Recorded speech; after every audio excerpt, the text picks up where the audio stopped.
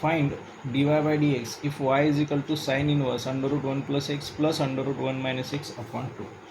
So y is equal to काय दिलेलं आहे तर sin inverse under root 1 plus x plus under root 1 minus x upon 2. परत हा क्वेश्चन आहे सबस्टिट्यूशन मेथडचा. पुट करणार आपण एक्सच्या जागेवरती कॉस 2 थिटा. सो देअरफॉर 2 थिटाची व्हॅल्यू काय भेटेल तर कॉस इनवर्स एक्स आणि थिटाची व्हॅल्यू भेटेल आपल्याला 1/2 into cos inverse x.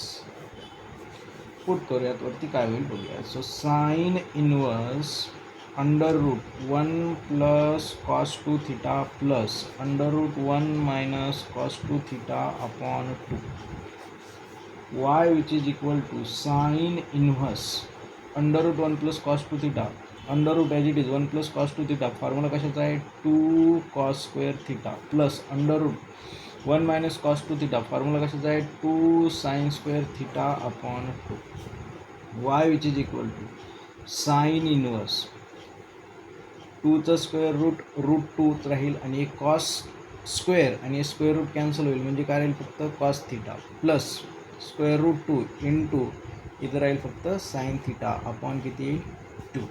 So y which is equal to sine inverse root 2 cos theta upon 2 plus root 2 sign theta upon 2. हा जो 2 होता तो सेपरेटली. त्याच्यानंतर नेक्स्ट स्टेप काय येईल तर y which is equal to sine inverse 1/√2 cos theta plus 1/√2 sine theta.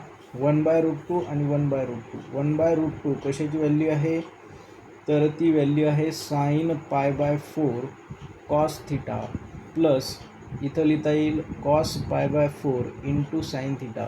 He adjustment केली कशासाठी तर हा आपल्याला फॉर्म्युला भेटतो. कशाचा फॉर्म्युला भेटतो तो साइन ए प्लस बीचा. म्हणजे साइन ए म्हणजे कोण आहे इथं π/4 आणि बी म्हणजे कोण आहे तर थिटा.